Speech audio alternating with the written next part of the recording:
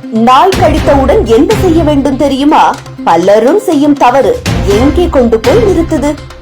நாய் கடித்தவுடன் ஊசி போடுவது எல்லாம் சரிதான். ஆனால் முதலில் என்ன செய்ய வேண்டும்? மேலும் பலரும் அலட்சியம் கொள்ளும் விஷயங்களும் இதுதான்.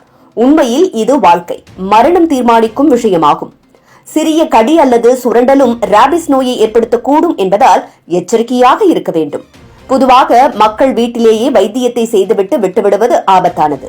ராபிஸ் ஒரு தடவை வந்துவிட்டால் உயிரை காப்பாற்ற எந்த மருந்தும் கிடையாது. உலக சுகாதார அமைப்பும் இதை மிகப்பெரிய அபாய நோயாகவே வகைப்படுத்தி இருக்கிறது. அதனால் உடனடி நடவடிக்கை எடுப்பதே உயிர் காப்பாற்றும் முக்கியமான வழியாகும். நாய் கடித்த உடனே செய்ய வேண்டிய முதல் படி காயத்தை சுத்தம் செய்வதாகும். கடித்த இடத்தை குறைந்தது 10 முதல் 15 நிமிடங்கள் வரை சோப்பும் சுத்தமான நீரும் கொண்டு நன்கு கழுவ வேண்டும். இது காயத்தில் புகுந்திருக்கும் வைரஸை குறைக்கும் முதல் தடுப்பாக இருக்கிறது. பலர் சாதாரண தண்ணீர் தெளித்து விட்டுவிடுவார்கள்.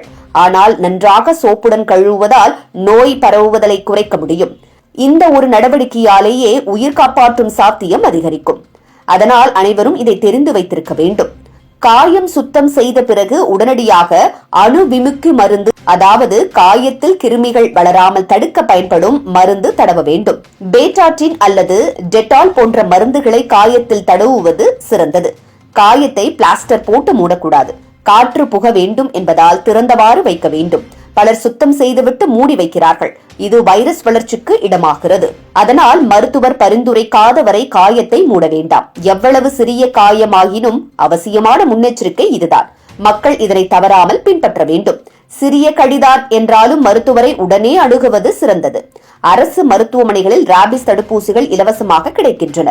மருத்துவர் பரிந்துரைக்கும் அளவிலேயே ஊசிகள் போட வேண்டும். தாமதிக்காமல் உடனே செல்வதே உயிர் காக்கும் வழியாகும். 3, 7, 14, 28 ஆகிய நாட்களில் மொத்தம் 5 டோஸ்கள் போட வேண்டும். தெருநாய், பைத்தியம் பிடித்த நாய் அல்லது தெரியாத நாய் கடித்தால் கூடுதலாக இம்யூனோகுளோபுலின் ஊசி போடுவது அவசியமாகிறது. இதை தவறாமல் எடுத்தால்தான் நோயிலிருந்து பாதுகாப்பு கிடைக்கும். பலர் முதல் 2 டோஸ் போட்டுவிட்டு விட்டுவிடுவார்கள். இது உயிருக்கு ஆபத்தான தவறாகும். முழுமையாக டோஸ் எடுக்காமல் இருக்கக்கூடாது என்பதே நிபுணர்களின் எச்சரிக்கை. நாய் கடித்த பிறகு அந்த நாயின் நிலையையும் கவனிக்கப்பட வேண்டும். பொதுவாக 10 நாட்கள் வரை அந்த நாய் உயிருடன் இருக்கிறதா என்பதை பார்த்து தெரிந்து கொள்ள வேண்டும். அது இறந்து விட்டாலோ அல்லது பைத்தியமாக நடந்து கொண்டாலோ உடனடியாக மருத்துவரிடம் தெரிவிக்க வேண்டும். நாய் இயல்பாக சாப்பிட்டு குடித்து இயல்பாக நடந்து கொண்டால் அபாயம் குறையும். ஆனாலும் தடுப்பூசி முறையை முழுமையாக முடிக்க வேண்டும். நாய் உயிருடன் இருக்கிறது என்ற காரணத்தால் ஊசிகளை நிறுத்துவது மிகவும் தவறு. எனவே 2 வழிகளிலும் எச்சரிக்கையாக இருக்க வேண்டும். நாய்க்கடி என்பது சிறிய விஷயம் அல்ல என்பதை மக்கள் உணர வேண்டும். ராபிஸ் ஒரு தடவை வந்துவிட்டால் உலகில் எந்த மருந்தாலும் காப்பாற்ற முடியாது. அதனால் தடுப்பதே ஒரே வழி என்பதே மருத்துவர்கள் எச்சரிக்கிறார்கள். சிறிய காயம் என்று எண்ணி தாமதம் செய்தால் உயிரிழப்பு ஏற்படும் அபாயம் இருக்கிறது. உடனே காயத்தை சுத்தம் செய்து மருந்து தடவி மருத்துவரிடம் சென்று தடுப்பூசி போடுவது மட்டுமே தீர்வாகும்.